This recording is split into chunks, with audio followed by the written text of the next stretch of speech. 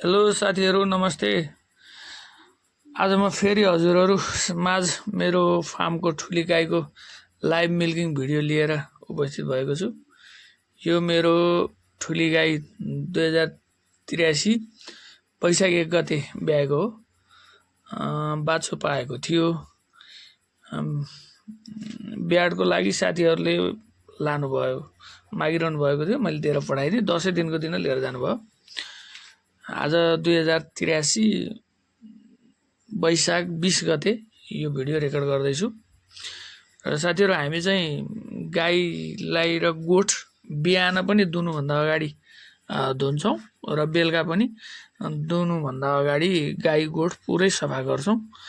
अनि गाईलाई दुहुनुभन्दा अगाडि नै हामीले टिएमआर सबै टोटल रासन खानकी दाना, यसले खाने दाना, यसले खाने घाँस, यसलाई दिने भुस्सा सबै कुरो एकै ठाउँ हालेर पहिल्यै नै दिइसकेको छौँ। त्यही भएर यो गाई खाँदै पनि छ। अनि यसलाई सबै कुरो दिएर चाहिँ अब ठाउँ सफा गरिसके पछाडि अब म मेसिनबाट दुने हो। अब म बिस्तारा यसलाई मेसिन लाउने तर्खर गर्नेछु। अनि हामीहरूले चाहिँ अब पहिला मेसिन सफा गर्छौँ। मेसिनभित्रको फोहोरसोर पखालेपछि हेर्नु होला, मेसिन टोटल्ली खाली छ। अब मैले मेसिन लाउन लागेँ। गाई पहिला हामीले हातले पगार्छौँ पनि, यसो पानी छापेर गाई पगारिसकेको छ। अब मैले मेसिन अन गरेँ। मेसिन अन गरिसके पछाडि अब म गाई मेसिन लाउने तर्खरमा छु, गाई दुने तर्खरमै। अब मेसिन मैले जोडिदिएँ। अब गाईको थनमा मैले मेसिन लगाएँ। यो हामीहरूको अब पहिलेदेखिबाट मेसिनै लगाइराखेको हुनाले गाईले एकदम इजिली दिन्छ। यस्तो केही गर्दैन। अब हाम्रो एकदम सजिलो छ। म नहुँदाखेरि मेरो सानो 12-14 वर्षको मेरो छोरोले पनि मजाले लाउँछ, टेन्सन छैन। यो चाहिँ एकदम सजिलै दिन्छ। अब त्यस पछाडिबाट अब हामीहरूको चाहिँ अब मिल्किङ मेसिन जोडिदिएपछि अब आफू बसेर यसो मेसिनलाई अलिअलि हातले थिच्दियो भने अलि चाँडो हुन्छ, भएन भने अलि टाइम लाग्छ। अनि साथीहरू अब हामीले चाहिँ पहिला अब मिल्किङ मेसिन लाउँछौँ। यो भिडियोको अलिकति हजुरहरूलाई मैले यो किन पछि यो साउन्ड चाहिँ पछाडि हालेको छु, साथीहरूले सजिलो होस्, अलिकति जानकारीमूलक होस् भन्ने हिसाबले मैले पछाडि साउन्ड एड गरेको छु। अब मैले यसरी मेसिन लगाइसके पछाडि अब हजुरहरूले हेर्दै जानु होला, म केही कुराहरू राख्छु। यो पहिला हामीले अब यसलाई मेसिन लगाउँछौँ। मेसिन लगाएर मेसिनबाट दुध निकालिसके पछाडि हामीहरूले यसलाई हातले पनि दुन्छौँ। अनि यो हातले चाहिँ किन दुन्छौँ भन्दा गाईलाई चाहिँ थनाइलो नहोस्, अनि दुध बाँकी नरहोस्। थुनमा दुध बाँकी रह्यो, फाँचामा दुध बाँकी रह्यो भने यसको चाहिँ अलि बढी नै थनाइलोहरू हुने चान्स अलि बढेर जान्छ। त्यसले गर्दा हामीले यसलाई चाहिँ पुरै दुध निक्रियोस् भन्ने हेतुले चाहिँ अब यसलाई म हातले पनि दुन्छु र हातले मजाले दुन्छु। यसलाई फेरि मेसिन लाउँदाखेरि त्यो मेसिनले समातेको ठाउँमा अलिकति यसलाई चाहिँ दुखेको जस्तो फिल हुँदो रहेछ। हातले धोइदिँदाखेरि, त्यस पछाडि हातले धोइदिँदाखेरि यसलाई चाहिँ अलि मालिस गरेको जस्तो पनि हुन्छ।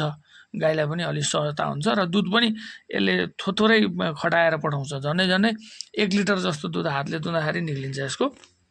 अब मैले यसरी हातले दुन्छु। हातले दुइसके पछाडि अनि हजुरहरूले हेर्नुहुनेछ, मैले खाली बाल्टीमा एउटा खाली बाल्टी राख्छु र चाहिँ एउटा चाहिँ तपाईँको यो अहिले दुहेको दुध दुहेको बाल्टीमा गरेर दुईटा बाल्टीमा म दुध खनाउँछु र चाहिँ जोख्छु।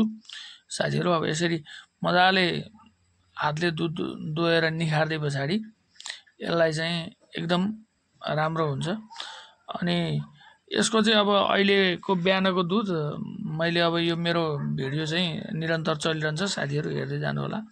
अब दुध चाहिँ मैले काटा गर्दा कमसेकम अहिले मेरो अन्दाजले 20 लिटर 20-21 लिटर दुध दिनुपर्ने भन्ने मेरो अन्दाज हो होइन। अब अहिले खनाएपछि त हजुरहरूले देखिहाल्नुहुन्छ। तर अब हामीहरूले यो गाईको दुध चाहिँ अब हामीले यसरी जोखेर अब दोहेर अब लर काँटामा जोख्दाखेरि चाहिँ आज बिहानको दुध चाहिँ यसले 20 किलो 120 ग्राम दुध दिएको छ।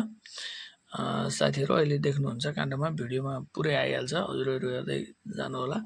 र अब हामीहरूले अनि यो दुध दोहिसकेको प्रक्रिया पनि म अलिकति हजुरहरूसँग सेयर गर्छु। जसरी हामीले यो हातले दुध निखारिसक्छौँ। निखारिसके पछाडि अब फेरि हामी के गर्छौँ, यसलाई सफा पानीले यसको फाँचो र थुन धोइदिन्छौँ।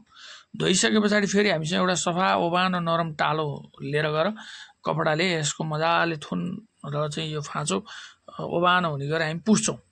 पुसिसकेपछि हामीले के गर्छौँ भने साथीहरू, यो जुन यो बजारमा पाउने यो मस्टिक क्रिमहरू छ, जुन यो थनाइलोहरू अथवा केही हुँदा फाँचोमा लाउने लेपहरू छ, यो चाहिँ अब जस्तो मस्टिक क्रिम छ, मस्टी लेप छ, हिलेन्ट छ, अनि त्यो अर्को स्पर कि के भन्ने छ, यिनीहरू हुन्छ।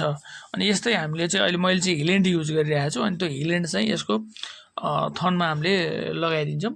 थनमा लगाइदिन्छौँ अलिअलि यसको थनको फेदतिर सबैतिर लगाइदिएर चाहिँ अनि यसो फाँचोतिर पनि दलदाल गरेर छोड्छौँ। यसो गर्दा चाहिँ झिँगाले पनि टोक्दैन, लामखुट्टेले पनि टोक्दैन, अनि फेरि मस्टाइटिस हुने सम्भावना पनि एकदम कम हुन्छ। किनकि यसको थनको टुप्पोमा त मस्टिक क्रिम लगाएर यसको थनको टुप्पो पनि ब्लक हुन्छ।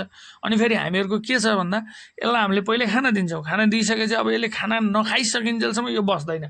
भनेपछि कमसेकम दुहेको 20 मिनट भनिन्छ। यो मेरो गाई झन्डै आधी घन्टा 45 मिनटै गाई उभिन्छ। दुइसके पछाडि पनि बसिहाल्दैन, किनकि उसले खानु नि पर्यो नि त। अब उसलाई दुध निकालिसके त उसलाई त रिङाटो लाग्छ, किनकि धेरै छ दुध निकालेपछि यसलाई त अलिकति कमजोर हुन्छ। यो हिलेन्ट हो मैले युज गर्ने, हजुरहरूलाई देखाइदिएको छु।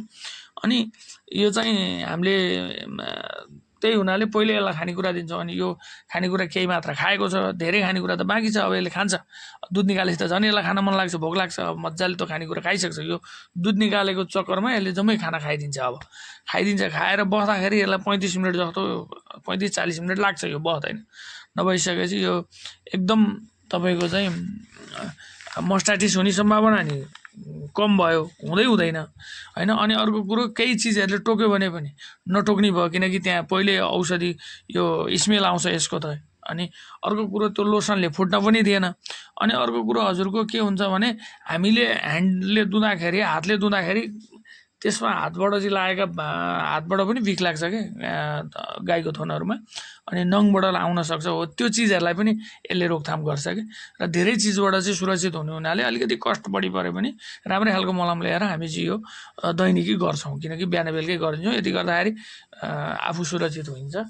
र अब गाई बिरामी हुनु भनेको हामी असुरक्षित हुनु हो, हामी किसानहरूलाई चाहिँ घाटा लाग्नु हो। अब किनकि एउटा 20 लिटर एक टाइमको 20 लिटर दुध दिने गाई केही गरी बिग्रियो भने तपाईँको 2 टाइममा त 40 लिटर बिग्रिन्छ। 40 लिटर दुध भनेको तपाईँको झन्डै अब सामान्य पैसाले पनि तपाईँको 1800-2000 को दुध बिग्रिन्छ। अनि त्यही भए हुनाले अलिकति सिरियसै भएर हामीले यो चाहिँ काम गरिरहेका छौँ। अब हेर्नुहोस्, दुध अब यही हो। यो मेरो 25 किलोको यो मिल्किङ गर्ने यो स्टिलको भाँडो चाहिँ 25 किलोको हो। अब मैले 2टा बाल्टीमा हुनुहुन्छ। यो मेरो 12-12 लिटरको बाल्टीमा अब दुध हुन्छ। र साथीहरू, अब यसरी लर हामीले जोग्दाखेरि चाहिँ यो चाहिँ 20 किलो 120 ग्राम चाहिँ आजको दुध छ। र अब साथीहरू हेर्दै जानु होला। र साथीहरूलाई म यस्तै भिडियोहरू चाहिँ म हालि नै रहनेछु साथीहरू। अब बिस्तारै यो गाईको पनि दुध बढ्दैछ। अब हेरौँ कतिसम्म पुऱ्याउँछ। 42-43 लिटर पर डे पक्कै पनि पुऱ्याउँछ जस्तो मलाई लाग्दैछ। अब हेर्दै जाउँ, बिस्तारै बढ्दै जान्छ। अब के हुन्छ अब त्यो हेरौँ। अनि साथीहरू, अब म हजुरहरूलाई यस्तै भिडियोहरू हाल्दै जानेछु। हजुरहरूले माया गरिदिनु होला, मेरो युट्युब च्यानललाई हेरिदिनु होला, सब्सक्राइब गरिदिनु होला। र चाहिँ अरू पनि जानकारीमूलक भिडियोहरू म हालि नै रहनेछु। मेरो फार्मको भिडियो, मेरो गाईहरूको भिडियो। अब हामीले हामीहरूले घाँस पनि लगाएका छौँ। हाम्रो 365 दिनै घाँस खाने गाईहरू हुन् यिनीहरू। मजाले घाँस दिन्छौँ हामी कहाँ 80% घाँस हुन्छ, 20% मात्र भुसा हुन्छ। अनि दाना अब त्यही रेसियोको हुन्छ।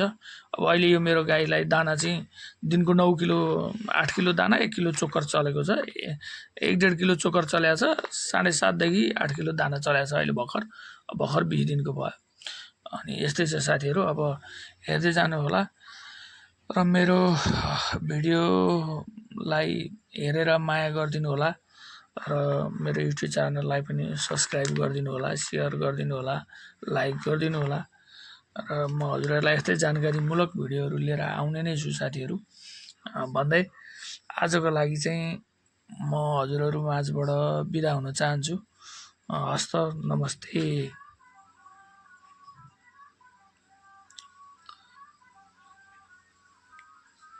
यो पुरै दुधको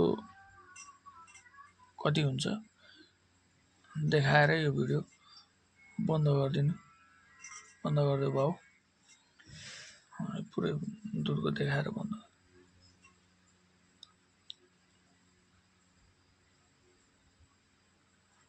हेर्नु होला। एउटा बाल्टीको 10 किलो 220 ग्राम छ।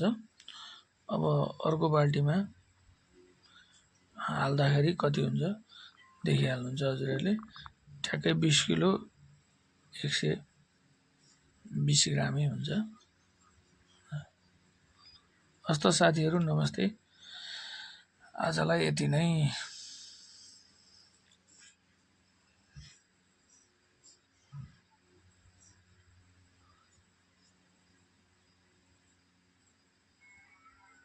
$20 किलो 120।